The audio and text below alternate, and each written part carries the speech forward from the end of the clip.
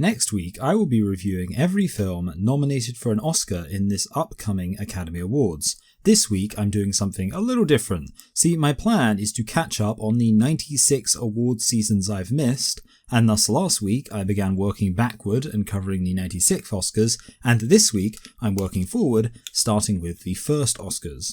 While the other two series have been in 2 parts, I'm going to try to do this one in just 1 part, as there were fewer films nominated for Oscars back in the day, but nonetheless I think this might be longer than my typical video. However, one thing making this slightly shorter is that I'm not sure if I'll be able to find every single one of these films. Legally, it's not a problem because rather conveniently, I've decided to do this series at a point where all these films are in the public domain. So not only can I find these films on YouTube, but I can legally download them and tell everyone I did it, and nobody can do anything to me. But just because I can legally access these films anywhere I can find them, doesn't mean I necessarily will be able to find them. I don't imagine every single film made a century ago has managed to make it onto the internet, so I'm sort of anticipating that and as such apologising. It depends whether the film is lost for good, or just doesn't seem to be accessible online. In the latter case, I'll make an effort to watch it at some point, and in a subsequent year I'll let you know what I thought. Just one more thing before we jump in. I think it's necessary when reviewing really old films to talk about your reviewing philosophy. Interestingly, I've already started a script for next Halloween where I review every single classic Universal horror movie, and I make this point there. But since this video is coming out first, I'll try to make my core points briefly. I do think there are ways in which age can be a handicap for films. The cameras were much bigger and therefore getting really dynamic shots would be hard. Special effects obviously weren't as good. Acting was still heavily associated with the stage, where performances had to be bigger and therefore you were less likely to see really subtle acting. Also, all of these films are almost entirely silent, so there's no opportunity for actors to really show off their vocal acting. And indeed, there's much less dialogue to assess in general, and a lot of what is there is going to be largely functional and efficiently worded just to inform the audience of plot points without overburdening them with title cards. So with that said, the question is, what kind of heights can we expect these films to reach in my assessment? I think some people would say that we should judge films by the standards of when they were released. So even if one of these films would be much better without all the aforementioned limitations, because it was made when those limitations were inevitable, it's as good as it can be, and therefore deserves a much higher rating. Insofar as I'm able to, I'm not going to rate these films like that. If I say that a movie is a low 7, what I am intending to communicate is that it's just as good as a movie from this coming Oscars that I might rate a low 7. I don't want a rating to be taken as, well, obviously this isn't as good as a movie today that I'd give this rating, but for the time this would have been one of the better movies. Now, with that said, you might be anticipating some really low ratings because I mentioned a whole load of reasons why these films could be worse simply due to their age. However, coming in to balance things out is that these movies can also be much better due to their age. Why? Because I personally find the charm of old movies to be a huge part of their appeal. I wish there was a theatre near me that was decorated in 1920s Art Deco style and was limited to playing movies from the early 20th century, because I'd love to attend that movie theatre. Part of the appeal would be the age of the films. So if I give a film a higher rating than you'd think, that's not so much me compensating it for the limitations of the time, so much as it's me awarding it for the unique benefits of the time in terms of charm. Also, at times I will compliment a film for anything that strikes me as unexpectedly sophisticated in terms of special effects, but again, I'd say there's a difference between especially praising a film for rising above a standard compared to excusing a film for being constrained by a standard. Sorry if that was all a bit long, but I just thought some of these ratings would be completely meaningless if I just started presenting them without explaining exactly what they signify in this context. Anyway, let's jump in. So, first of all, I watched The Circus from Charlie Chaplin. This is actually the first ever silent comedy feature film I've watched. I've seen a few old comedy films from the 30s and 40s, but they all had sound. So this was a new experience for me, and it was enjoyable. Obviously the comedy is important, but I'll focus on the plot first for context. If you've seen my previous videos, you'll know I don't usually do this, but I'm just going to go through the plot chronologically. Basically, the tramp finds himself in trouble with the police after a comedic mix-up with some wallets, and then in evading them, he stumbles upon a circus that has been previously established as failing due to the clowns not being funny. However, the wacky chase with the police ends up making all the patrons of the circus laugh, including a rather creative scene involving a magical vanishing cabinet routine with a magician. Anyway, the tramp becomes established at the circus, and while there, he develops feelings for the daughter of the circus master, who is in fact abusive towards her. He hits her and never lets her eat for some reason. Not sure if that's just a punishment or about beauty standards. Anyway, when he actually tries to do scripted comedy, it doesn't work, so he gets fired. But then, all the stagehands randomly and rather conveniently quit due to not getting paid, so the tramp's hired last minute in that role. And then, unsurprisingly, once in this role, he screws up again in a way that makes the audience laugh. This time the circus master realizes it'd be best to keep him on in that low-paying role and not let him realize he's the main attraction. However, eventually the interests of the abused daughter and the exploited tramp converge when she tells him that he's the star of the show, which empowers him to ask for a higher wage and also makes him working there conditional on her being treated well. Now at this point, this appears to solve the main conflict of the plot. The tramp is now employed and doing well financially, and the daughter, called Myrna by the way, is treated better. So it kind of feels like padding when they introduce a new tightrope walking character to create a love triangle as Myrna thinks he's attractive. While I do think in terms of plot structure this is a bit out of left field, I did genuinely feel bad for the tramp since he and Myrna had chemistry, and obviously he's the main character. So, to win her affection, he tries to get good at tightrope walking, and then for some reason the new guy doesn't show up, so the tramp has to do the routine.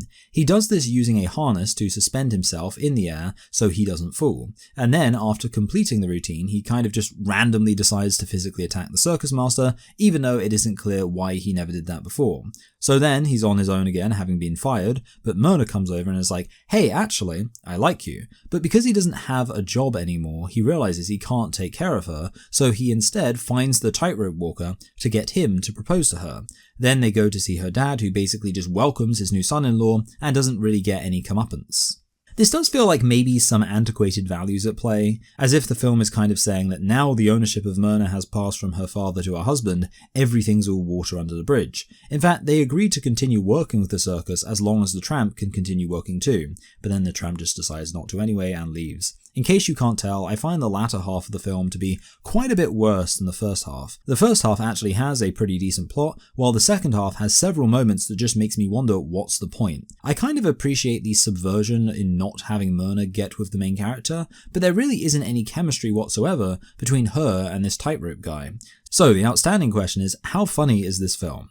Well, there are some moments I really liked. There's a Hall of Mirrors scene with the policeman that's good, especially there's a moment where you think they're going to walk headfirst into each other, but because of the mirrors they actually end up backing up into each other. It's just a good bit of visual comedy. It's also one of those great moments that has you thinking, how did they actually do that when they were filming this? Where did they place the camera in this room full of mirrors such that we can't see it in the reflection anywhere? There's also another good special effect where he imagines himself doing something and they communicate that by showing his character being cloned. So while he's sitting down relaxing, this other version of him is doing what he's imagining. The one special effect that is at best hilariously bad is when there's a reaction shot from a horse before it starts chasing the tramp, and it looks so fake. My absolutely favourite scene was when he gets locked in a cage with a lion. Not only is it impressive he presumably really did that, but the way he communicates genuine terror with his facial expression as his situation slowly gets worse and worse is hilarious. And then they relieve the tension by having him sit down and get scared by a kitten that sat next to him. Not only very funny, but also absolutely adorable. There is one scene I found actively unfunny though, namely the tightrope scene. I mean, it wasn't cringeworthy or anything, it's just that at one point his harness comes off and he starts wobbling all over the place, but he doesn't fall. And it's not that I want him to fall, it's just that if he's able to maintain his balance while all this ridiculous stuff is happening to him, then it kind of removes any sense of tension. For me, even silly comedy has to, in part, come from realism. The reason the lion scene is funny is because we understand what he's scared of, but with the tightrope scene, he's shown to be so good at it, even after the harness snaps, that I'm not sure what the fear is. Also, the amount that people just fall over is ridiculous. Sometimes it is funny when it's built up to, but it's genuinely the case that the tramp can't move without knocking someone over, and after a while it just becomes like background noise, which isn't great because it prevents any of those moments from really standing out. So in conclusion, my feelings on the plot are a bit mixed, and the comedy was also a bit hit and miss. I think if this movie ended about halfway through when they resolve most of the initial conflict, I'd prefer it. It does have a certain charm that elevates it slightly, but the fact I have a substantial issue with the plot structure is what really bothers me. As such, I can only give this film a high 4. After this, I watched Seventh Heaven, which was kind of boring. Like a lot of old films, it struggles with being able to maintain a plot for the entire thing. The first plot point is there are two sisters who I think it's implied in a subtle 1920s way are prostitutes, and one sister is incredibly abusive to the other. Then these rich relatives show up offering to help them out financially, but only on the condition that they've been behaving. So the abused sister Diane basically has a crisis of conscience and confesses all their sins, driving away these wealthy relatives, and honestly I was like, man, she kind of deserves to get beaten at this point. Anyway, so she gets chased out into the streets where she is beaten, and then this guy steps in to say, hey, stop doing that. So the last film resolved its abusive relative plot point halfway through. This one wraps up 10 minutes in. The sister does show up much later on, but just for one scene where we see Diane standing up to her to communicate how her character has grown. The wealthy relatives literally never show up again. The guy who rescued her works in the sewers, and his big aspiration is to rise to the rank of street cleaner. This is a plot point also resolved very quickly as someone just makes him a street cleaner. So the next big development is that this guy, who's called Chico, says that Diane is his wife so she doesn't get in trouble for prostitution. But in order to keep up this charade, he has to let her live with him. There's a bit of an odd couple thing with him being a bit rough around the edges while she's very shy and timid, but she seems to really like him and want to be a good wife, while he remains insistent that their fake marriage is just about convenience. And unfortunately, the change to him suddenly being fully willing to take their relationship seriously and actually get married happens still quite early on in the runtime and isn't really built up. I don't really get a strong impression of their chemistry. So the final conflict of the film, which takes up most of the second half, is that Chico now has to head off to fight in World War I, which is probably the worst war for a Frenchman to have to fight. By the way, the film is set in France, but it was much easier to set films in a foreign country back then when they were silent, so you didn't have to worry about language or accents. The romantic chemistry picks up substantially around this point. Firstly, Diane comforts him about his fears regarding going to war, which is a really sweet tender moment, but they also have a necklace each, and each day at 11 AM, they both hold their necklace and speak to each other despite being apart. He says her name and she says his, and it's implied they feel some genuine spiritual connection. The presentation of the war is quite entertaining, not top tier action or anything, but they show some interesting historical events like where all the soldiers took taxis to the front in order to head off the Germans. There's also some nice reincorporation here. Early on, a taxi cab driver with a rundown old cab drives Chico and Diane to his house for the first time, and then this cab, which he called Eloise, is blown up, and it's more sad for an inanimate object than I was expecting to feel. Anyway, Chico gets seriously injured and appears to die. He passes on a message to Diane that he died looking up, because he's previously spoken about always looking up as a way to make clear his aspirational nature. On that note, actually, it might be worth briefly touching on theming, because this movie does have a distinct theme. Specifically, in keeping with the title, it's about religion. Early on, Chico asks a priest, why would a good god make impoverished people?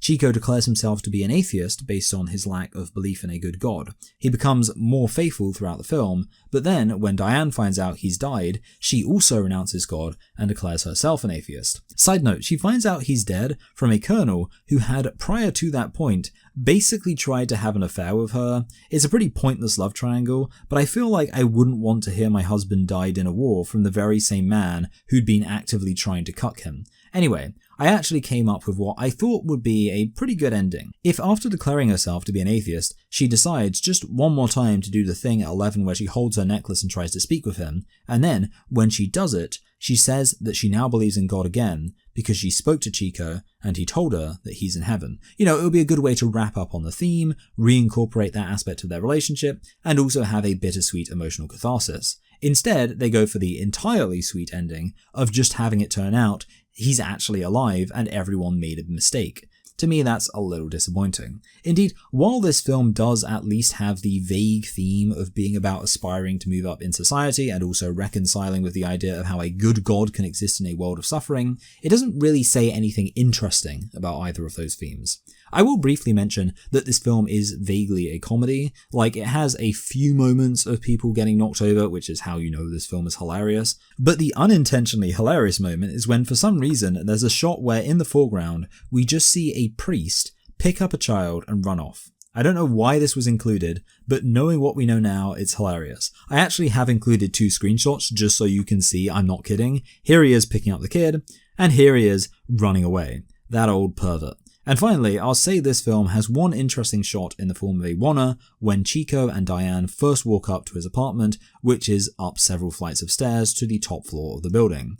I'm a bit mixed on this film. I said it was boring, and I do mean that because of how disjointed the plot felt. It was difficult to get invested when there was no enduring conflict. Also, the early portion of the romance plot wasn't great. However, the emotions of the romance got a bit more substantial as it went on, and I did appreciate that there was some effort at themes. Nonetheless, I think I can only give it a middling 5, and that feels kind of generous. There's just too many glaring areas where this movie could have been much better, but the positives do just about make up for the aspects I actively disliked. I think I vaguely remember hearing that The Jazz Singer is not actually a very good movie, but it's well known simply for having been the first talkie. Well, I was shocked to discover that it is in fact a very good movie, but it's not really a talkie. The dialogue is all silent, and it's only the songs that actually have sound. Well, silent movies already have music, so that's not impressive. Of course, the big difference is here, the music actually has vocals that are performed by the actors on stage. I was really impressed the way they had the lyrics of the jazz songs line up with what was going on in his life. It almost makes this movie a bit of a pseudo-musical, even though he's just singing the lyrics of a song. Because those lyrics relate to the situation he's in,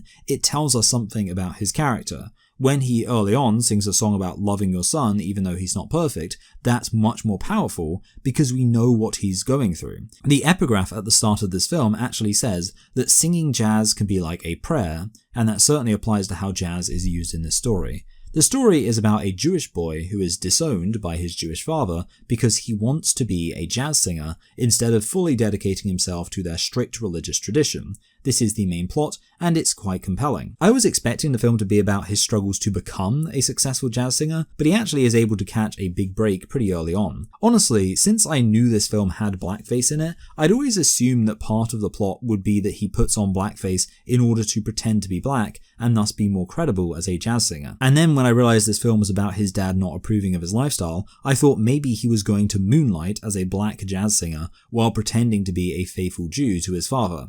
Frankly, I think that would have been more entertaining. Instead, the reason he's in blackface is just because he's an entertainer in the 1920s, and back then entertainers wore blackface. It doesn't really factor significantly into the plot at all. I will say, I don't think the inclusion of blackface in this movie is an issue, because it was just part of the culture back then. Like, I wouldn't say a movie from the 1850s is immoral for depicting slavery, so a film from the 1920s isn't immoral for depicting blackface. Anyway, completely unrelated point, the jazz singer as a kid looks identical to Revue Bra. Anyway, since he doesn't struggle to be a successful performer, the big conflict is about his career versus Jewish ancestry, encapsulated in the fact he, like many people, adopts a less Jewish stage name. Unfortunately, this conflict is where I do have some issues. Firstly, despite having been estranged for years, Jack, the singer, just shows back up at their house for no real reason except I guess because it's his dad's 60th birthday. But they really should have built up to this and shown him coming to terms with their conflict so that there's more motivation for him to show up. Especially since they've established that his dad is still really mad about Jack leaving. There is a quite good joke where people keep bringing prayer shawls as a present for the dad, and then Jack shows up and is like, "Hey, I even got you a present, a prayer shawl." Actually, a pretty great way of cutting the tension. The issue is his dad then kicks him out again, and he goes back to starring on Broadway, and then his dad gets sick. And the whole conflict then becomes about the fact that they think maybe if he sings on the Day of Atonement, that will either help his dad get better or at least bring him some comfort in his final moments. Several issues with this. Firstly, they've not established that the dad wants to be reconciled to his son in the first place. Secondly, considering that Jack has every reason to resent his dad for how he was treated as a kid, including by the way beating him, there's no reason he should want to do this, especially considering that the Day of Atonement conflicts with this really big performance he's doing. This makes the conflict no longer about whether he actually wants to be reconciled with his dad, but instead whether he wants to let down all his fellow performers by abandoning the role for a night. to which the answer should obviously be no. And then the other issue is that the film suddenly hinges the conflict on this one performance. But that wasn't what the conflict was actually about. Spoiler alert, but at the end, they do cancel the performance for one night, and Jack does perform the song, and his father dies, and there is a nice visual effect moment where it seems like his ghost is smiling next to him as he sings. But the problem is, his dad's expectation wasn't that he'll do the jazz singing and occasionally duck out of it to do some religious duties. His dad thought it was shameful for him to be a jazz singer at all, and we never got any indication he'd changed his mind about that.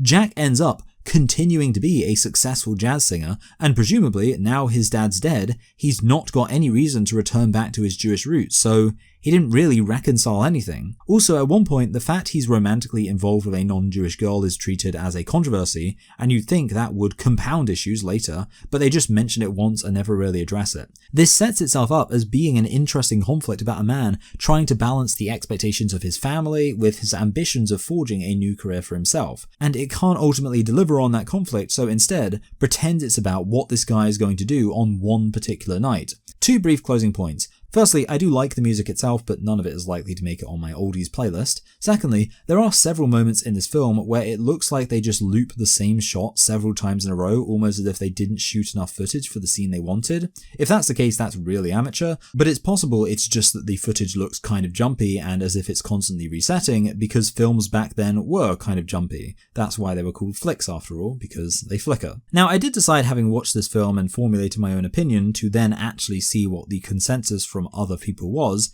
and yeah, lots of other people do seem to rate this film surprisingly low. And I say that surprising because while I have criticisms of the central conflict, at least there is a central conflict, as opposed to the last two films I reviewed, where there wasn't a clear focus to the plot at all. And because this film has a clear focus, there are some great moments. I genuinely got shivers up my spine when Jack's singing a song about his mother, and while he's singing it, she recognizes that she has to let him go, and he can't be part of their family anymore. That's a genuinely heart-wrenching moment. This film has an interesting conflict that I wish they'd properly delivered on, but that's a lot better than having no conflict at all. In terms of rating, I'm going to give this a middling 7. The plot is quite entertaining, even if the ultimate conclusion frustrates me, but I am going to give this film bonus points for originality in terms of not just being the first feature film to use vocal performances from the actors, but the way it actually used those vocal performances in a really interesting and emotionally powerful way. Yes, there's a big negative for this film, but there's also some significant positives, and in a way that's much better than a film that's just average on every point, because it makes it so much more interesting to watch. There's something very interesting about the movie Glorious Betsy. It was originally a partial talkie, just like the jazz singer, however the audio for the dialogue has since gone missing, and as such it can now only be experienced as a silent film. Now, I actually like the way silent movies don't have title cards for every line of dialogue. The limitation of not being able to hear the dialogue means the movie has to use a lot more visual storytelling, and sometimes just experiencing the emotion through the physical performance can be more intense than if you heard the line of dialogue. I mean, this is why sometimes even today films will have conversations that we don't actually hear. But there is a moment in the middle where characters are talking for a long time without any title cards, and it took me a while to realise that's probably where the audio would have been, and I was quite happy to discover this is only a partial talkie, otherwise I'd have been able to follow very little of it. Indeed, I couldn't actually find any explanation of what this dialogue was supposed to be about. Frankly, I'd have liked to hear the dialogue, as I imagine the accents would be funny. After all, this movie is about a French nobleman who ends up marrying a Southern belle. It's almost like the plot of a Hallmark movie, because there's this Virginia woman who is considered quite attractive, and she is pined after by her French teacher. She resists him quite thoroughly, and he is just kissing her a lot. At one point, he's straight up kissing her cleavage, which is a little racy for a film like this. Anyway, I've come to accept that back then, a man pursuing a woman who keeps acting like she wants absolutely nothing to do with him, and even hates him, was just what they considered romantic chemistry. It turns out that the main reason she's rejecting him is just because he's a penniless tutor. But in reality, he's actually the brother of Napoleon Bonaparte, who is renowned for being a brave and dashing hero. They established this early on, by the way, with a good old-fashioned duel that he has with a southern gentleman, so that we realise he's a capable alpha. He's also actually quite charming and witty early on with some of his lines of dialogue. The opening of this movie is kind of hectic, and it took me a while to work out what was happening. The issue is that, again, we have another film that abandons its central and interesting conflict halfway through. See, this shouldn't take a genius, really. The titular Betsy likes this Frenchman, Jerome, but she can't see past his lowly status. However, if she did, then he could reveal that he's actually basically a prince, and it would be a fairy tale ending. Also, in her learning to like who he is deep down, we could actually build up their chemistry. Instead, they make it so that Jerome is basically forced to out himself at a particular party Betsy is attending, so he has to rush things by getting her to admit she likes him, really, even though he's just a poor teacher. And then he runs off and comes back, and wow, he's actually Napoleon's brother. What a big twist. But because it rushes through her reservations about his status and then rushes from there to the big reveal, you don't actually feel much of the impact of this. And this now means the central conflict of the film is gone. So the new conflict that's introduced is that Napoleon wants Jerome to return to France, but he doesn't approve of his marriage to Betsy because he wants Jerome to marry a political ally. It's interesting, I'm watching this for the first Oscars around the same time I'm watching Anora for the 97th Oscars, when they both have something to do with a marriage that is disapproved of and forcibly annulled by the disapproving party. Anyway, so Napoleon talks to Betsy and somehow gets this American to agree to give up her marriage to this wealthy nobleman for the sake of the glory of France. I mean, I know around this time period America and France were friends and briefly allies during the War of 1812, but it seems very unrealistic to me that this newly married woman would just be like, fine, you can annul the marriage if it will help out my beloved France. She's from Virginia. Oh, speaking of the time period and her being from Virginia, yes, they do own slaves in this movie. The thing that took me back is that they have title cards for the black dialogue that is written in a stereotypical blaccent. Like, I took a screenshot and as you can see it reads, "You show will make Massa Bonaparte wish he was a southern gentleman." Fantastic. Also, this is just a weird thing, but right at the conclusion where you'd think things should be ramping up, there is a shot that just holds on a load of black people sat around for what feels like at least a minute. The conclusion is that Jerome just decides actually he does want to be with Betsy, so he comes back and then they're reunited. There is a slightly clever moment here where they've established that he's consistently not in the carriage whenever it pulls up and people are expecting him, and then, right at the end, the carriage pulls up for his marriage with Napoleon's political ally, and he isn't there again. This is now the third film that has only dedicated half its runtime to a plot that could have taken up a whole movie. And this is actually the worst of those three movies, because even the plot that's there isn't that entertaining. The first half isn't that compelling because I don't actually think this weird semi-hatred form of courting is that compelling, and then the big revelation of his true identity is handled quite terribly, frankly. And the second half of the movie is even worse, with this out-of-character decision for Betsy to just let Jerome go, and then Jerome not having any particular motivation for why he eventually decides to return back to Virginia.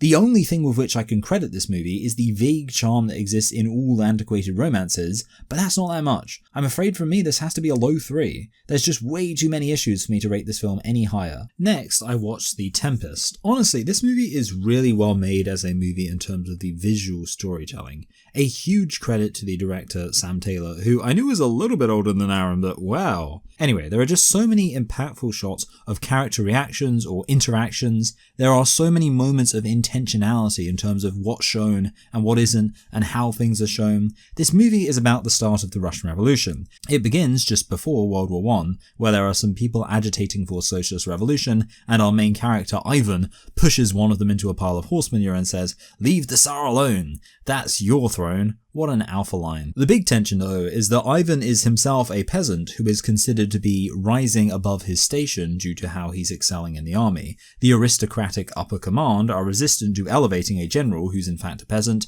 but he's just so fantastic that they elevate him anyway. I do wish they'd shown us why he's supposed to be such a fantastic officer, because this is also the reason why the socialists are ardently trying to recruit him to their cause. Anyway, after falling foul of some aristocrats, he ends up being sentenced to hard labour and it's at this point that war is declared. I was wondering how they were going to largely bypass World War I if this is supposed to be a movie about the Russian Revolution. My assumption was that him being in prison would mean he doesn't get out of prison until the revolution happens. But they're even more clever about it than that, because obviously most of the prisoners are actually sent to the front, but because this one aristocrat really hates Ivan, he keeps him back from fighting because he knows that Ivan would actually want to fight. And here, there's a fantastic shot where we actually do see some World War I action, but it's projected onto the wall of the prison cell as Ivan watches it. The one thing I was surprised by is that Ivan has a close friend who heads off to war, and I was thinking it would be a really powerful way to compound his anger and sense of survivor's guilt if his friend was killed in the war. Instead, his friend comes back when the revolution is in full swing to reveal he's now a communist, and they're there to release Ivan and recruit him to the cause. It is a bit disappointing that Ivan basically just becomes a communist because he's angry, and it's implied that he's become kind of crazy from solitary confinement. I mean, I get why in 1920s America they wanted to portray communism as crazy, but from a narrative and characterization standpoint, having a character just be motivated by being crazy isn't that compelling. This movie does feel like it could have had a lot more political intrigue about the rising red tide, and that could have been centered on the experience of this one man going from an aspirational defender of the aristocracy to a hardened Bolshevik enforcer. Anyway, I'll mention a few more positives regarding the filmmaking. Firstly, I love the way, instead of showing the war itself, at one point we just see a crowd of people reading a list that's been posted of the casualties. Seeing mothers and fathers burst into tears is such a great way to communicate the impact of the war.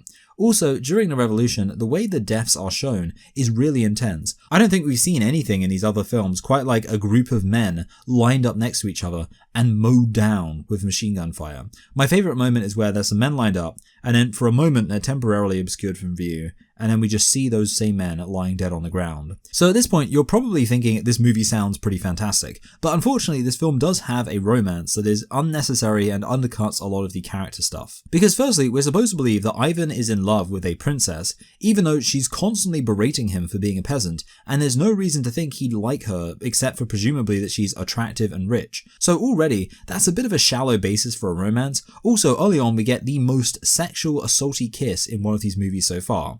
Usually it's just a guy trying to kiss a woman who's resisting, and it's at least in a vaguely flirtatious context. Here, they're just talking, and then he grabs her and aggressively starts kissing her with no indication whatsoever she was down for it. There is a pretty good scene at a party where, first of all, he rather hilariously gets a massive glass of wine and downs it, and this leads to another great shot where they film the room through the bottom of a tumbler to show how drunk he is. Then he gets so drunk that he just passes out on her bed, and this is the faux pas that gets him arrested, in case you were interested, and the aristocrat who especially hates him is the princess's fiance. And then, for some reason, the princess then decides she kind of likes him, as you would if a man got really drunk and then passed out in your bedroom. That's so attractive. The problem is that a lot of his political opinions center around this romance like he's some sort of simp. The first indication he's mad at the aristocratic class are with reference to the fact she rejected him for his poor background, and then in the end he changes his mind about the revolution because he decides he still loves her and they run away together. So it's basically a political drama where the progression of the story really doesn't hinge in any sense on politics, which isn't great. I mean, this whole thing isn't a masterclass in political drama. I wouldn't say this is in the same league as something like House of Cards, where we really dive into the character dynamics driving this underhanded political corruption. In terms of rating, I think I'll have to give this one a low 7, just below The Jazz Singer. It isn't as emotionally impactful as that film, but I was enthused by just how well made it is. Also, at least the central plot lasts the entire runtime for once, even if it could have been a little bit more interesting. Sadie Thompson is really a movie of 3 distinct thirds, although despite me breaking it down in that way, it does, again, actually have a singular coherent plot. The first part feels like it's going to be a goofy, raunchy comedy. We're immediately introduced to 2 characters. One, a puritanical preacher who's travelled to Polynesia to convert the natives, and the other, an irreverent libertine woman called Sadie Thompson. The early portion of the film feels like it will be a pretty pure comedy, as if the whole thing will consist of Sadie getting up to degenerate shenanigans while this puritanical minister tries to thwart her. And somewhat complementing this is a romantic element, where this general, who seems to admire Sadie's free-spirited nature, also makes a reference to how eventually we have to settle down. So as such, you could imagine that she'll maybe defeat the preacher but end up seeing the benefit of settling down, and the movie will end on a reasonably inoffensive conclusion. Now, what actually happens is that when the preacher, Mr. Davidson, tries to get Sadie sent back to San Francisco, which is described as disreputable, if only the Puritans could see it now, we discover that she has fled from there because she was framed by a policeman. This is all left pretty ambiguous, but the point is that Sadie is so terrified of being sent back that she ends up becoming a broken shell of her former self and completely submits herself to the instruction of Davidson.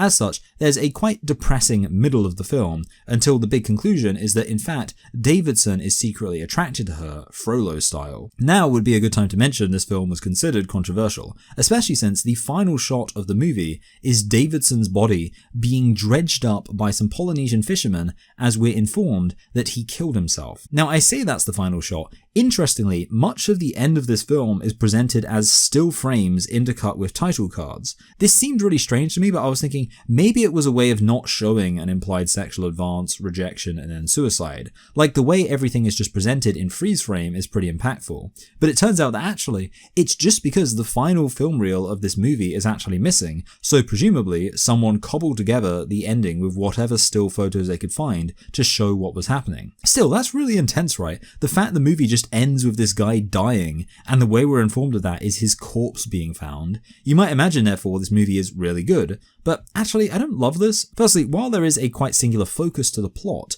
it is tonally inconsistent. The fact the opening sets you up for a wacky, fun movie makes the final act feel very out of place. It also doesn't really make sense to me in terms of character that Sadie would so firmly convert to puritanical Christian views to the point where someone says it's almost like she's been brainwashed. And also, this film is just quite thin in terms of content, despite being reasonably long. That's why this will probably be my shortest review. Yes, in some sense, this guy being a religious hypocrite is interesting, but it's also something we've seen a lot before. Early on, his daughter says something about tolerance being a virtue. I was expecting she'd play some role in an ultimate message for the movie, but that's the only line we get from her. That's just one small example of how this film doesn't quite deliver on the theme. That's the real issue. This film tries to go for a really dark, controversial idea of being about sexual repression disguised as religious fervor, but it just isn't really able to deliver on that. I'd ultimately prefer this movie if it just stuck with the tone the first half established, and it was much more of a straight comedy, or else I'd possibly prefer it if it was able to really build up this dark, cynical tone of the latter half, although honestly, that does sound kind of miserable. I do respect the film for what it went for, and I like the shock of that final plot development. Not sure if the experience of it would have been better or worse without the missing reels, but as for my rating, high five. It's a little bit better than average, and I appreciate aspects of it, but honestly, the charm of these old-timey movies doesn't really work with the ultimate tone the film goes for, and it doesn't do a good enough job at driving home the dark tone it ultimately settles on, such that I could rate it really high based on that. After this, I watched A Ship Comes In, and as has been the case for a lot of these movies, it kind of goes in a direction I wasn't expecting. The movie starts off just focused on the immigrant experience in America. Indeed, this is one of those movies where if it was made today, people would probably call it woke, and I might criticize it for being a bit on the nose. It very explicitly portrays immigrants as wonderful, aspirational people, such that you can tell this was made to communicate a pro-immigration political message, the same as somebody making a movie like that today. And with that said, it's no more subtle in the way it communicates the challenges of the immigrant life. At one point, the son of this immigrant family comes home saying that someone beat him up and called him a dirty foreigner. There's a guy they know who's really cynical about life in America, but by contrast, the dad of the family, Peter, is incredibly positive and optimistic throughout the movie, which is rather charming. He's also very enthused about becoming a citizen, and as soon as the 5 years have elapsed for him to be eligible, he shows up to be confirmed as one. During this time, World War I starts and their son heads off to go fight. Now, you might be thinking this movie will be about the life of an immigrant struggling to adjust in America. But no, because as a thank you to the judge who made him a citizen, Peter brings a cake. But at the same time, some anarchists who have a beef with that judge deliver a bomb to his office. So when the bomb goes off, people think Peter snuck the bomb inside the cake and he gets the blame. At this point, it becomes a drama about a man who's been framed for terrorism, and to the extent it's a commentary on immigration, it's just that as an immigrant he's maybe viewed with more suspicion. He is nonetheless very positive throughout this whole experience, which is nice to see. Unfortunately, they resolve this plot in kind of a lazy way. The anarchist who planted the bomb suddenly starts having a crisis of conscience and feeling guilty. They make it slightly less ridiculous by having him be hit by a car before he confesses, so it's a deathbed confession. Honestly, if you're you're about to die and you don't have to do the time anyway, you might as well confess and help a brother out. So that's all a bit convenient, but there is at least one last twist in the tale, because when Peter gets home, he finds out that his son died in the war. So that's quite emotionally powerful to see this guy who's so far been incredibly positive have to confront the fact that his son is dead. I was worried the son would walk through the door at the end and be like, "Surprise, I'm alive, it's a happy ending." But no, the film is sophisticated enough to give us this more impactful negative ending. Unfortunately, apart from that, this plot isn't that interesting, the main conflict is resolved far too easily, and this film isn't subtle with its messaging or substantial with its storytelling when it comes to exploring immigrant life in America. The other thing I should say is that this is so far the worst film in terms of the condition of the recording itself. I checked several different places, including just clips on YouTube, and every single copy of this movie I could find was not only really grainy, but overexposed such that at times you can't even see the characters' faces, and also framed slightly off so that the bottom and right hand side of the frame is invisible. I'm glad this happened for one of the shorter movies that I have the least to say about, because it allows me to take some time to consider whether this should factor into my rating. Certainly, there are things that might be there that if I could see them, I might give a higher rating. If there's some really subtle facial acting going on, then I wouldn't know because their faces weren't clear. As for whether the lack of quality was itself a problem, yeah, probably. I mean, as far as I can tell, this is the only format in which the movie exists. Maybe you can find it on DVD in better quality, but I wouldn't say this is worth owning a physical copy of. So, since the only way you can watch this film looks kind of rubbish, and the plot itself isn't that great anyway, I'm going to give this a low 4. The only thing I really like is the decision at the end to introduce a real sense of consequence with the death of the son. Well, everyone, it finally happened. I cannot find The Devil Dancer anywhere.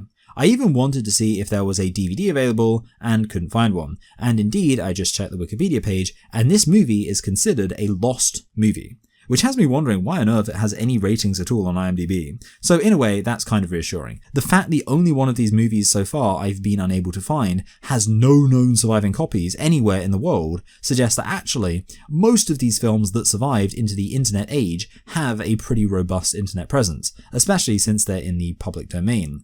I must admit though, it's shocking that an Academy Award nominated film was allowed to be lost in the first place. By the way, I, in looking into this, found out that the movie The Way of All Flesh is also lost, and the actor for that won Best Picture. Thing is, I hadn't even written that movie down because I just compiled my list by reading the list of nominees, and since that film is grouped together with another nominee, I must have just missed it. Fortunately, it's lost anyway, so that works out well. So those are 2 Oscar-nominated movies that I will not ever be reviewing. And I'm not going to be one of those weirdos on IMDb who gives it a rating despite never having seen it. But apparently, for all the people who haven't seen the movie, it is a 5 out of 10. I guess a 5 is a fair rating to give a movie that doesn't exist anymore. It is, as such, neither good nor bad. Well, after a ship comes in with such poor quality I could barely make out their faces, and then the next 2 films were such poor quality they didn't even exist, I must say that Speedy looked like 4K by comparison.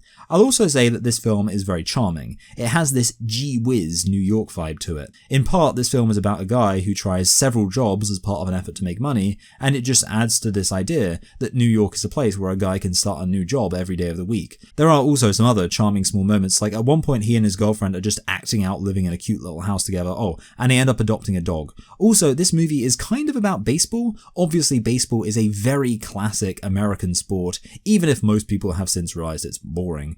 I thought it was going to be more about baseball, honestly, because the one thing we're told about Speedy is that he can't hold down a job because he's too obsessed with baseball and that distracts him. So after a while of the film having nothing to do with baseball, I was thinking it just wasn't going to deliver on anything baseball related, and then Babe Ruth showed up for a cameo.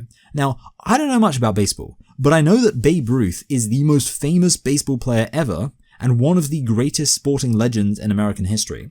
I would love to be in a movie theater in 1927 when this was playing, because I imagine the entire theater must have erupted, but maybe my expectations have just been poisoned by Marvel. Anyway, I must confess that I've possibly misled you by talking about the positives of this movie first, because in reality, I actually think it's quite disappointing for one simple reason.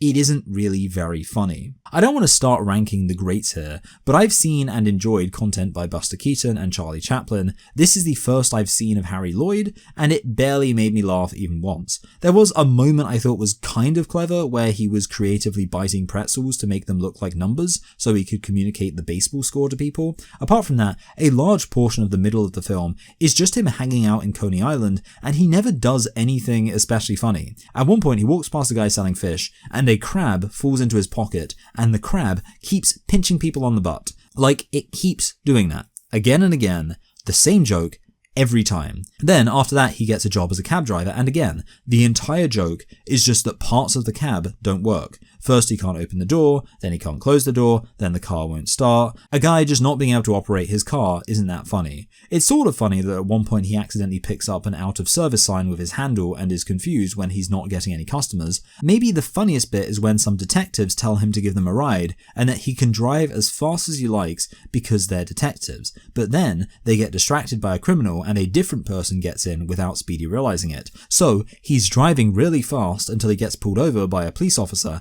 and is saying, "Hey buddy, don't talk to me, talk to my guy in the backseat." And then it's this old man who looks completely terrified. That's the best joke of the film in my view, and it's still not great. The movie does have a plot which is quite basic but may have been more novel back when the film was made. There's this big monopoly and they want to buy out Speedy's dad, who independently operates a bus route. They end up not picking up this plot for a while because of all these shenanigans in the middle of the film, but eventually the businessman decides to get a gang of thugs to steal the bus. So Speedy then recruits the local people who obviously like the bus route to defend it, and there's a quite entertaining fight. It did occur to me at one point that I was maybe taking the excitement of the finale for granted. There's a full-on high-speed car chase with the bus through the streets of New York City, and I can only assume that must have been quite elaborate to pull off. I definitely say this film has the highest production values of any of these films. It just feels expensive, and I don't think that's because it has the least grainy picture quality, but I am glad that it just so happens this film is the nicest looking.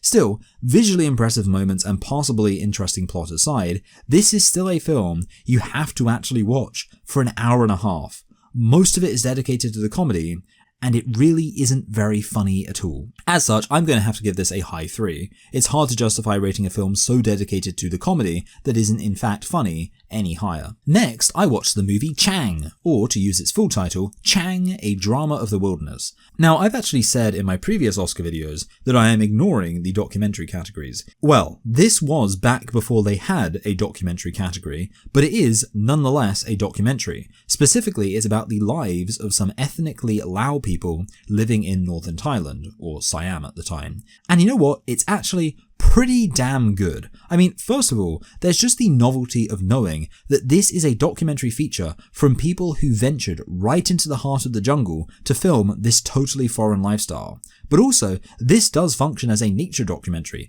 and as such, there are some shots of certain dangerous animals where you're left thinking, how did they actually get that shot? I mean, obviously the shots from the BBC in more recent productions are far more impressive, but that's in a context where you can literally hide a camera in a remote-controlled robot. Here, if they got a shot, they had to move a probably quite heavy camera and then follow tigers and leopards. There's one shot where a tiger is trying to attack someone, and they have some shots of what looks like a tiger attacking the camera lens itself.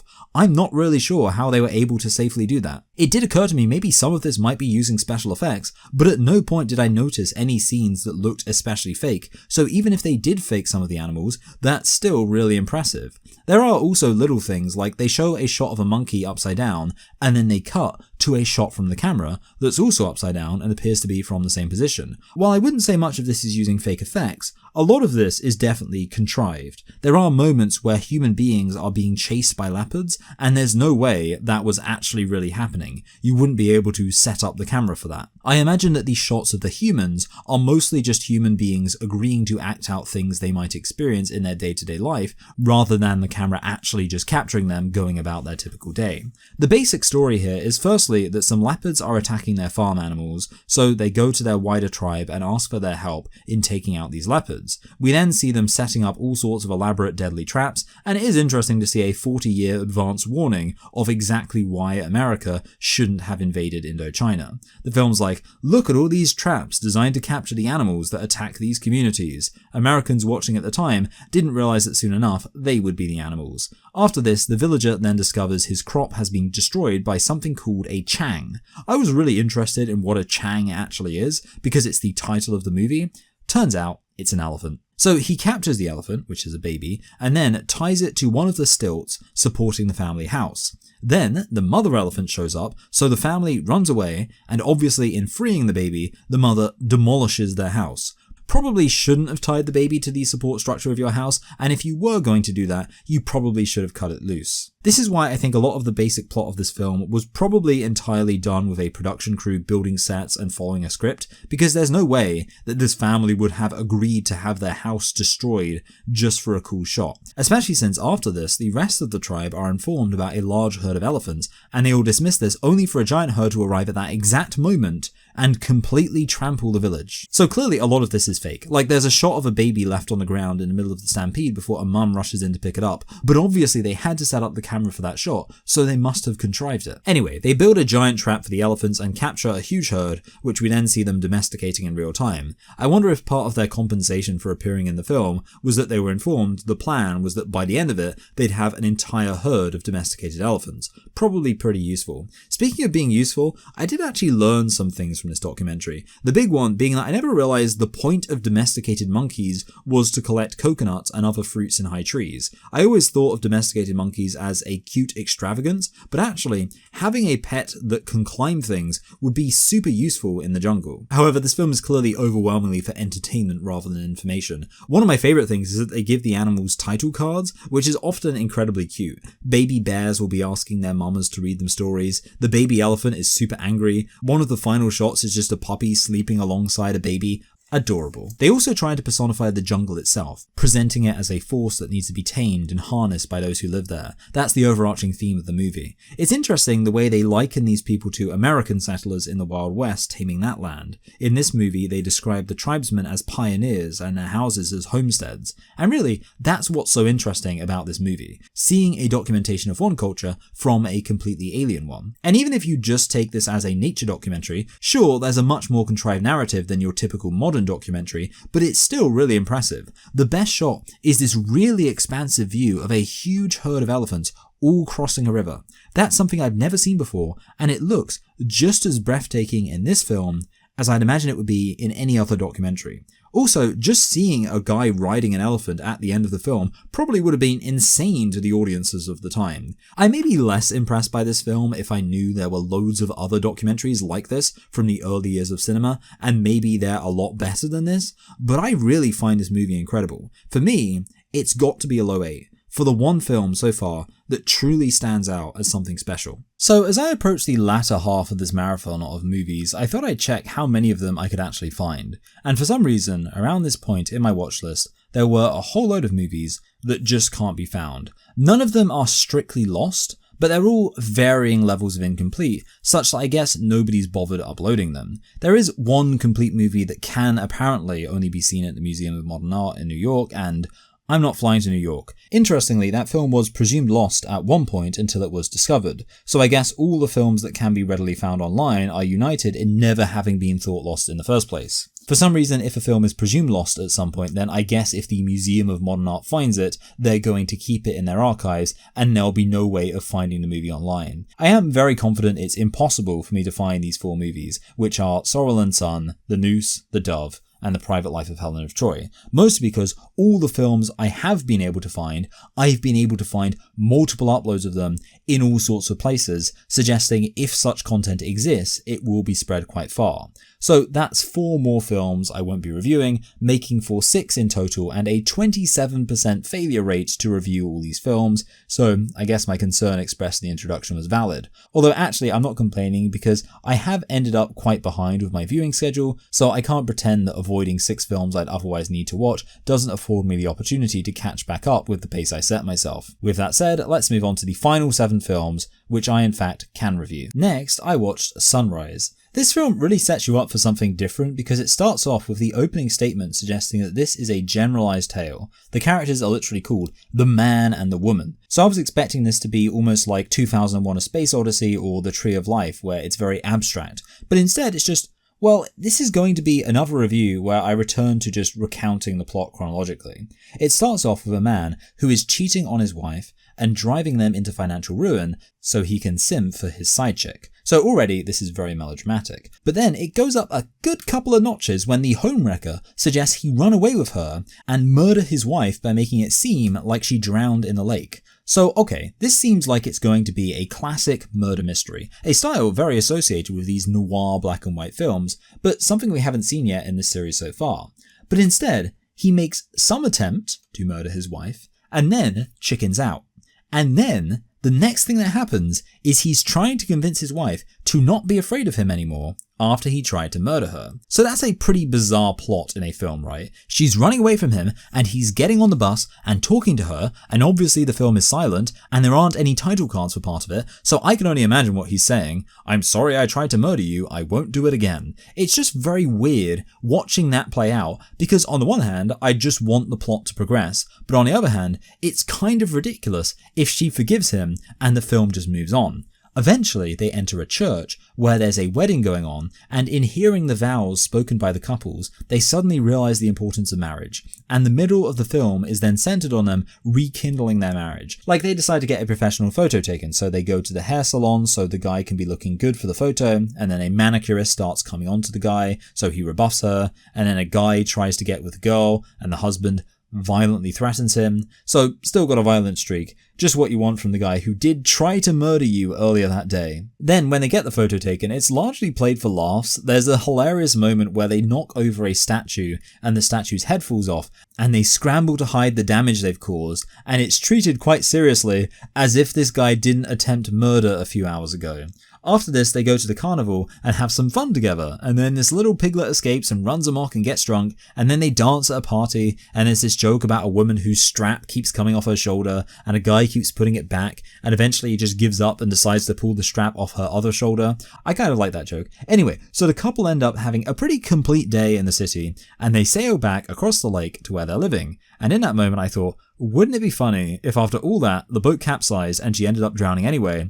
And guess what? That actually kind of happened. Except I was imagining it being a bit more farcical, where even though he's now totally changed his mind, it ends up happening and he's just blamed for the murder. Instead, it's actually quite clever. When he was planning to drown her, he decided to pack a bundle of sticks with him to use as a flotation device for himself. But now, as the boat is being rocked by a storm, he gives her the sticks to use as a flotation device. He's really come a long way. It sounds like I'm being sarcastic, but actually, in a way, it's kind of impressive that even after this guy tried to murder her, you do, by the end of the film, kind of buy that he actually does love her. This is the most successfully pulled off character arc in any of these films, from I want to kill my wife to I want to give up my life to save her in the space of a day.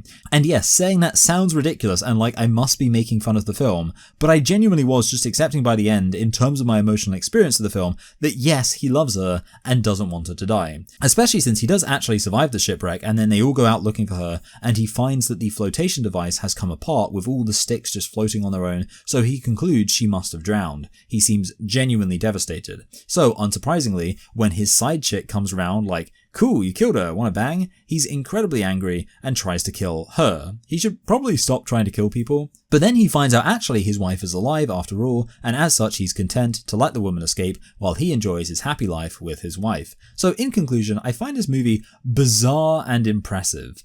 I assume I don't need to tell you why I find this film bizarre, but also it should be pretty obvious why this is impressive if you believe me when I say this film sincerely does a good job at showing a couple go from a deadly rift in their marriage to actually recapturing that spark and renewing their love. The big issue for me is that the guy doesn't really do anything to atone. Cheating would be bad enough, but he also tried to murder her. Sure, I do believe that an emotionally unstable guy could sink super low in his attitude towards a marriage, then suddenly have a moment of clarity and realize relatively quickly that he actually loves his wife more than ever. I buy that. And I do also kind of buy that a very weak, timid, and insecure woman, which is how the wife is portrayed, would be so hopelessly in love with this man that ultimately knowing she can still have him would be enough. But I don't know if a film should actually portray that dynamic so uncritically. This is not a healthy dynamic to have. So honestly, I don't know what to make of this film. I guess a low 5. It's definitely interesting, I'll give it that. Okay, so I don't usually acknowledge this, but I just went to put my rating into IMDb, and it turns out this movie is rated 8.1 out of 10, which puts it quite close to the top 250 movies of all time. I was not expecting that. I mean, this isn't the first time I've disagreed with IMDb, but I was actually worried that people would be thinking, really? A low 5 for a film about a guy who tries to kill his wife and then they go out partying on the town? That sounds like a stupid movie, but apparently most people are actually really into that. After this, I watched The Last Command, which was written by Mank of Citizen Kane fame. And interestingly, this film has the making of a film as a framing device. This Russian actor shows up to star in a war movie, only to reveal he was actually a general in Tsarist Russia during the Bolshevik Revolution.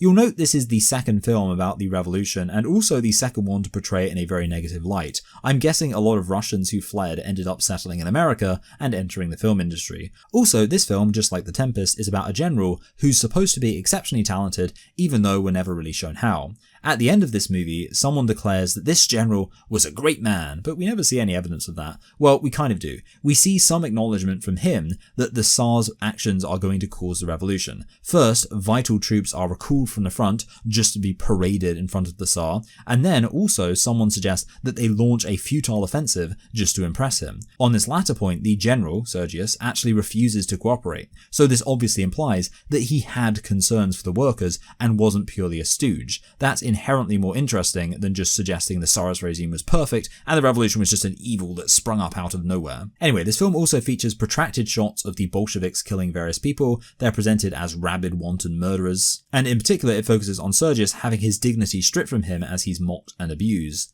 I actually think this aspect of the story is really well done. To see this once authoritative figure be completely broken is quite powerful. Then things get a bit convenient as a woman who's a revolutionary just happens to help him escape from a train where he's being taken to Petrograd to be hanged, and then bizarrely, immediately afterwards, the train happens to hit a collapsed bridge and falls into a frozen lake where everyone is presumably killed. And then we cut back to the studio having seen this whole story. He's already been mocked by some of the other people on set for being a crazy person when he says that he met the Tsar, so there's a clear message here of elder people who've been through serious hardships not being respected, and then on top of this, one of the people working on the set starts correcting this general on the appropriate Russian military uniform when clearly he'd know that. Anyway, after this he meets the director of the film, who it turns out is one of the Russian revolutionaries. So maybe this is the reactionaries who fled to America trying to throw people off the scent by suggesting it's actually the Reds who've infiltrated Hollywood. He decides to go along with the scene anyway, which involves him whipping a fellow soldier across the face,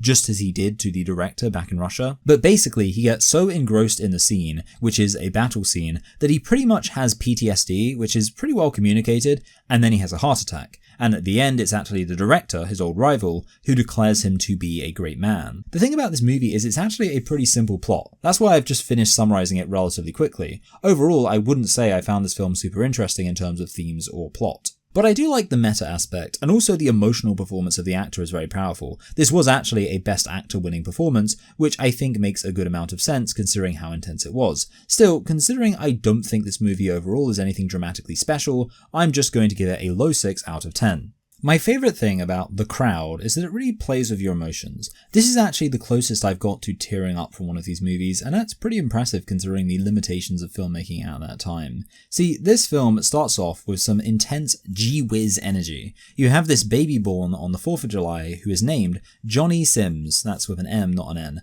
and his dad says that he's going to give him all the advantages to be a huge success. By the way, one of the kid's childhood friends is black, and this is the first example I've seen in a movie this old where a black person is just presented as a peer of the white main character and on basically the same footing as them. I mean, he says he wants to be a preacher when he grows up, which is a bit stereotypical, but it's not like it's just all the white kids hanging out and there's some random black kid working as a shoe shine boy off to the side. No, he's just a part of their friend group and it's treated as entirely normal. Anyway, the only bit of melodrama at the start is that his father dies when he's still a child, and the shot of him walking up the stairs as he realizes this is super powerful. Not sure how they did this, nice, but they make the stairwell look extra wide. But again, this could be taken as the motivation he needs to make his old man proud and be a big success. So there's still that optimistic energy, which I will continue to identify with the simple phrase, gee whiz. And with that said, he heads off to New York, the Big Apple, the land of opportunity. And of course, he gets a job pretty easily. And then he ends up going on a double date with his colleague, and we get our fourth movie with a quite protracted scene of people just having fun at a fun fair. Clearly that was the favourite go-to means of filler. And obviously again, that's all some good clean American fun. There is one kind of weirdly mean-spirited moment where they make fun of this guy wearing a sandwich board advertising a company in a clown outfit.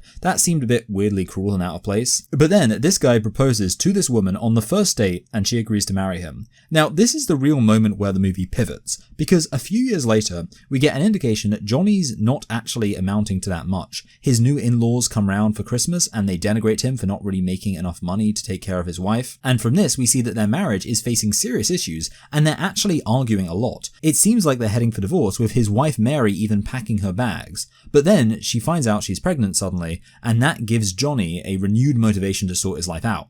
However, that's immediately undercut by a flash forward where we discover that they now have 2 kids and he's received a raise of only $8, which I realize inflation means that might be a little bit more than it would be nowadays, but the film makes it pretty obvious this is supposed to show a lack of progress. And with this we see a return to stress. They go to the beach, and this film validates my belief that the beach is an intrinsically stressful place because they're trying to have a picnic, but obviously it's getting covered in sand and the wife gets really mad about it. Also, here's a minor technical gripe. For some reason, there's a reaction shot of someone where all around him the beach is completely crowded, but for some reason all the other shots show the beach completely empty. So a continuity error that communicates a lack of care. Now what happens next was a bit confusing, but apparently Johnny came up with an idea that does end up earning them a bit of money, so they celebrate that, and then their kid gets run over. She runs across the road to congratulate her dad for the money he's got and runs straight into the path of a car, and she dies. So that's a really intense thing to happen in a movie like this, and the film really makes you feel the impact of this on the parents, as of course you can imagine how horrible that would be.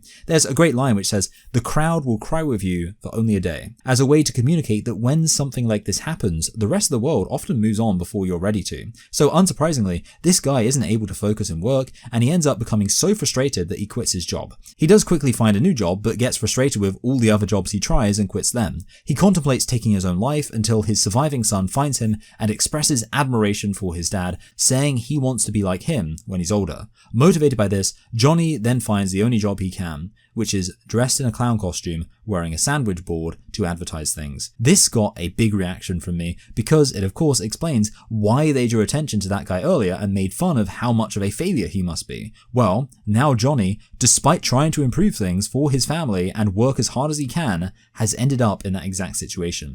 He returns home to discover his wife is leaving him, but she realizes she is unable to do so as she loves him too much. She returns to him and they reconcile. Then they attend a show at the theatre and are enjoying it as the camera zooms out to reveal them lost in the crowd.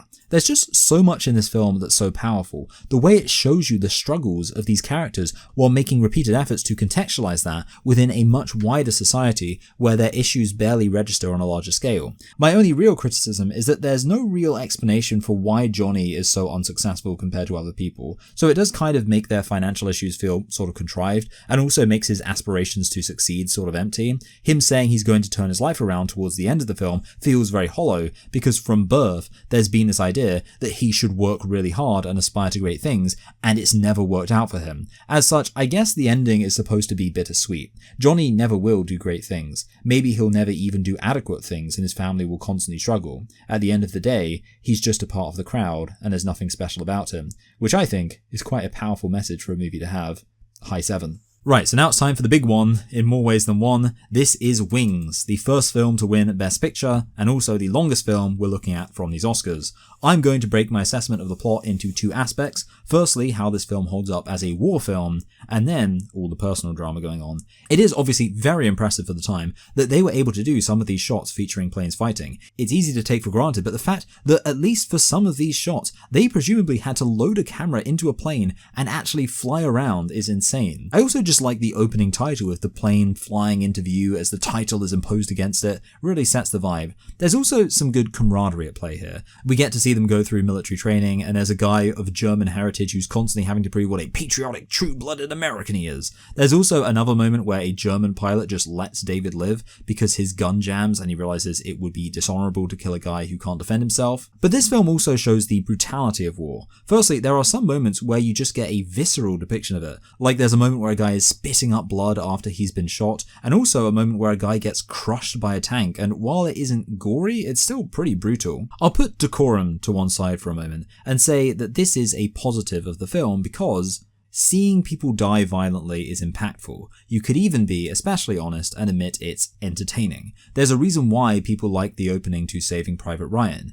because it's intense and exhilarating to see all the explosions and the blood and a dozen people being killed in a fraction of a second. And if there's a reason why this film is inferior as a war movie, it's because it just doesn't make you feel that aspect of the war as much, except for a few scenes. I'll be honest that after the initial recognition of how impressive it was technologically that they pulled this off, I was eventually left finding the battles themselves kind of boring. There is also the more emotional aspect of this brutality. The fact that one of the cadets just dies really early on in a training exercise is a great way to communicate that in a war, you can never relax because one moment you might be here and the next moment you're gone. Also, the aforementioned David comes from a very rich family and they're incredibly protective of him, so it is kind of predictable that he'll die, but the way it happens is especially tragic. He crashes behind enemy lines and then is able to steal a plane, but because of this, he's mistaken for a German by the main character Jack, who then shoots him down and kills him, only to realize he's in fact killed his close friend. And then of course Jack has to inform his parents, and that's just a mini tragedy. He then goes to see a car that he was working on at the start of the film,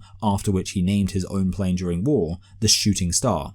Coming full circle of this is a great way to give an impression of just how much he's changed. It's the same car, but he feels like a completely different person. Overall, the war stuff is pretty good, but a lot of this emotional stuff, while well communicated, is also kind of the minimum I'd expect from any war media. It should do a good job of communicating the tragedy. There are a few moments where the tragedy is shown especially well, but there's also the fact that for a war movie, a lot of the action is, to my sensibilities, more tedious than exhilarating. And I think partially because they knew that technologically they couldn't have this film be entertaining as wall-to-wall action, they decided to add in a romance element too. Specifically, it's a love quadrangle where there's one girl, Mary, who's into the main character Jack, while Jack is into another girl called Sylvia, but Sylvia is more into David. However, she gives a token gift of appreciation to Jack, which annoys both David and Mary. As such, Jack doesn't even realize that Sylvia likes David a lot more than him, nor does he realize Mary likes him. Now, the Jack-David drama is resolved pretty early on because they have a physical fight which ultimately allows them to work out their tension, and then they're perfectly happy to be buddies. Also, Sylvia doesn't really feature in the rest of the film at all, and it's a bit weird we never see her reaction to David's death. We're told that she's from the big city, and maybe they included that detail so we can infer that she'd just head back to her life there and would be able to get over it. The enduring focus is Mary's unrequited enthusiasm for Jack. Right at the beginning, we see him ignoring her while she's pining after him, and then during the war, she joins the ambulance service so that she can be near to him. The central moment for the romance plot is when they have their leave in Paris, which is also where we get the famous Wanna shot, which yes, is visually impressive, but I think most people know about this, and if you don't, you should look it up. Jack is very drunk and Mary meets him, but he gets way too drunk to pay attention to her. At this point, she gets some advice from an older French woman to look a bit more sexy. And by the way, they actually phonetically write out a French accent for her title cards. Because he's drunk, they communicate his interest in the women by having them surrounded by bubbles. The more bubbly they are, the more he's into them. The special effects for this actually look pretty good. Eventually, she's able to get Jack to bed, even while he's very drunk. But then she discovers he's kept a photo of Sylvia and gets sad and jealous. And then, to compound matters, she's forced to resign because she's changing her uniform, and since she's in a state of undress in the same room as him, they assume something inappropriate went down. Because of this, she's kind of absent for the rest of the movie, and I don't really like this as a decision. It means that almost all of the romance element of the plot is entirely abandoned for the latter half of the film. Until when David dies, Jack finds a letter from Sylvia saying that she loves David more than Jack, so then Jack decides to get with Mary instead. How romantic. Jack makes a comment to Mary suggesting that he loved her when he met her in Paris but was too drunk to recognize who she was, but I don't think it was that well communicated that he especially liked her when he met her in Paris. There is a nice final scene where they call back to a line Mary said at the beginning about kissing the woman you love when you see a shooting star, and then they kiss. But my issue is that I didn't actually buy this romantic aspect that much. I didn't feel the emotions of any of these rivalries and unrequited infatuations enough to really enjoy the film. So unfortunately, it's a bit of a mixed bag. The interpersonal stuff certainly isn't any better than most of the other films, while the military action is initially impressive due to how technically elaborate it is, but it's not incredibly entertaining. I'm actually going to give this film a high 6. Again, largely because I'm not rating these films relative to the time they were set. This may have been the best war movie of the 1920s, maybe it was unmatched for a while after that, but the fact is since then we've definitely had plenty of war movies that are far more entertaining. With comedies and character dramas, they can be appreciated for the unique charm of the time period, but in the case of a war movie, the notion of charm doesn't really apply, so the antiquated nature of this film doesn't work as much to its advantage unfortunately. Still, a high 6 is a good rating, and that's mostly because I do nonetheless find this film impressive and it has a lot of really great moments, just not as many great moments as would be necessary to make a 2.5 hour long film entertaining throughout. Next, I watched The Racket, which is a crime film. I don't think I've reviewed any mob movies so far, which is strange because of course Prohibition was happening during this era, which is something I only just remembered with this film focusing on that, but that is weird because a lot of these other films have featured plenty of drinking. And also, as I've already said, I think that crime films would be the most appropriate considering the aesthetic and technical limitations of the time. And indeed, in this film when there are big shootouts between the cops and the mob, it is just about as exciting as it would be in any similar film from another era, whether we're talking The Godfather or The Irishman. At the end of the day, a bunch of criminals talking and then deciding to shoot someone is going to be the same in most films. With all that said, I'm sorry to say that this film is astoundingly boring. It does have the beginnings of some genuine intrigue. It's implied there's a lot of corruption on the police force. There's also this guy Skazi, who is a known criminal, but the police can't make anything stick to him. There's also some sort of election going on in this movie that the mob boss has stakes in. I'm not sure if it's for a union or some more governmental role, but either way it suggests a complex web of corruption, and there's also a woman who's trying to date Skazi's son Joe in order to gold dig for some criminal money. The issue is, a lot of this movie is just people hanging around the police station, not really doing very much. And the huge issue is when stuff does happen, it becomes increasingly nonsense and boring. See, the peak of the film is probably when Joe is brought in for driving recklessly, and there's a suggestion this could be used as leverage to get him to testify. But then, this is where things get stupid. Skazi shows up at the station and just shoots an officer in the back. Then he tries to run away, but he's brought back to the station, and when he tries to escape again, he's shot in the back and killed. Now, what you should notice is that this takes all the intrigue possible from an intelligent crime drama and guarantees none of that will happen because this mob boss is a giant moron, which makes the whole film really boring. It's not even like him killing this cop is treated as some big serious moment that takes the story up a notch. He just kind of does it on a whim and the death is barely even acknowledged beyond as another reason to throw the book at this guy. The obvious comparison here would be to a film like The Untouchables, where there's this mob boss who they can't pin anything to, so they have to find some clever way to charge him. But obviously, as we've just established, this mob boss is incredibly reckless and seems like he'd be super easy to charge. But even if that wasn't the case, the cops aren't even trying to find a clever solution. At one point, they basically just suggest taking away his constitutional rights, declaring, "I'm sick of the law."